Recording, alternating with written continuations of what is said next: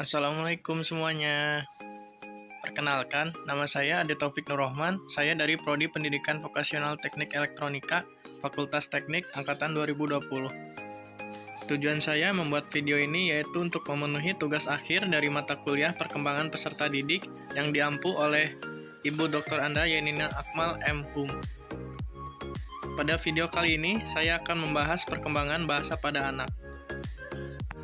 Di sini saya akan membahas 3 hal penting dalam perkembangan bahasa pada anak. Yang pertama adalah fase perkembangan bahasa, yang kedua ciri perkembangan bahasa pada anak, lalu yang ketiga ada faktor yang dapat mempengaruhi bahasa pada anak.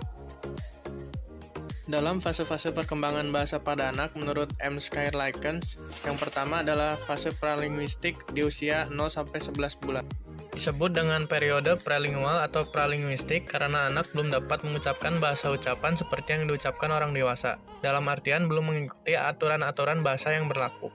Dan menangis adalah salah satu cara mereka untuk berkomunikasi. Lalu yang kedua adalah fase linguistik pada periode usia 1-3 tahun. Pada periode ini, anak mulai mengucapkan perkataannya yang pertama, meskipun belum lengkap, misalnya seperti atit yang artinya sakit, agi yang artinya lagi, dan seterusnya. Pada fase ini, anak juga dapat menggabungkan dua buah kata menjadi kalimat, seperti hidung pesek, bola besar, dan lain-lain. Lalu yang ketiga adalah fase diferensiasi usia 3-5 tahun. Pada fase ini, anak akan mengalami diferensiasi dalam penggunaan kata dan kalimat, di mana pembendaharaan kata sedikit demi sedikit mulai berkembang. Lalu, pada fase ini, terdapat diferensiasi kata benda dan kata kerja dalam pemakaiannya. Hal ini ditandai dengan penggunaan kata depan, kata ganti, dan kata kerja bantu. Seperti contoh, Ade mau main ke lapang, dan lain-lain. Lalu yang terakhir, yang keempat adalah fase menjelang sekolah. Rentang usianya 5-6 tahun. Yang dimaksud dengan menjelang sekolah di sini adalah menjelang anak masuk sekolah dasar. Pada fase ini, anak sudah mampu berkomunikasi dengan orang dewasa dan mampu menyusun beberapa kalimat menjadi sebuah cerita, atau biasa disebut dengan storytelling, dengan menggunakan struktur yang sesuai. Di fase ini juga, anak sudah menggunakan kata-kata yang lebih sopan, serta menggunakan lebih sedikit kalimat perintah langsung. Lalu selanjutnya adalah ciri khas perkembangan bahasa pada anak.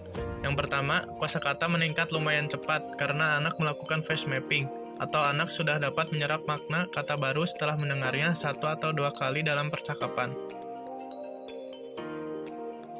Lalu, yang kedua, face mapping lebih mudah diserap untuk kata benda daripada kata kerja. Seperti contoh, anak lebih mengingat kata benda seperti bola dibandingkan kata kerja seperti memasak. Lalu yang ketiga, adanya perkembangan kemampuan dalam menggabungkan suku kata menjadi kata dan kata menjadi sebuah kalimat. Lalu yang terakhir adalah kalimat-kalimat yang diucapkannya masih singkat dan sederhana.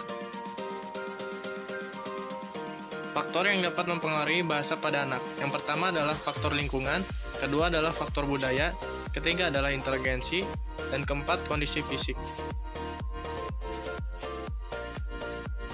Faktor lingkungan tempat anak tumbuh dan berkembang memberi andil yang cukup besar dalam berbahasa. Karena perkembangan bahasa di lingkungan perkotaan sangat jauh berbeda dengan lingkungan pedesaan.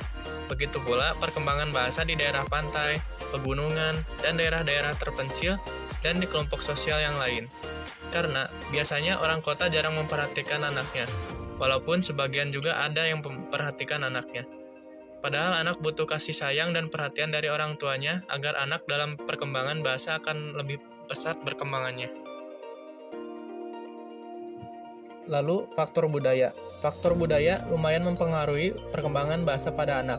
Kita sebagai orang tua yang sering melakukan interaksi dengan anaknya, maka kita pun harus memudayakan berbahasa yang baik dan santun. Misalkan saja, kita dari keturunan keluarga Jawa, maka kita harus membiasakan berbicara dengan anak menggunakan bahasa Jawa krama atau bahasa Jawa yang sopan, agar nanti anak bisa berbahasa Jawa krama atau sopan dengan baik dan benar. Karena pendidikan pertama yang didapat anak dari orang tuanya, dan cara anak mendapatkan pengetahuan pertama kali yaitu dengan mendengarkan.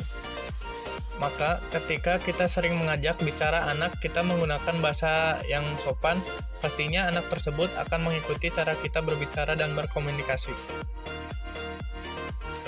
Lalu selanjutnya adalah faktor inteligensi. Faktor ini sangat berpengaruh besar untuk perkembangan bahasa pada anak. Tentu saja banyak penelitian yang kemudian menyebutkan bahwa salah satu indikator yang dapat kita jadikan acuan untuk melihat apakah anak itu memiliki kemampuan berpikir yang baik atau tidak, atau inteligensi yang tinggi atau tidak, itu adalah dari kemampuan berbahasanya. Jadi semakin baik kemampuan berbahasanya, maka semakin baik juga inteligensinya. Namun tentu saja itu perlu dikaji lebih lanjut lagi.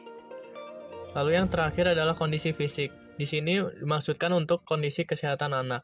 Seseorang yang cacat yang terganggu kemampuannya untuk berkomunikasi, seperti bisu, tuli, gagap, atau organ suara tidak sempurna, akan mengganggu perkembangan berkomunikasi dan tentu saja akan mengganggu perkembangan dalam berbahasa. Mungkin cukup sekian materi yang dapat saya sampaikan. Semoga bermanfaat. Terima kasih atas perhatiannya. Wassalamualaikum warahmatullahi wabarakatuh.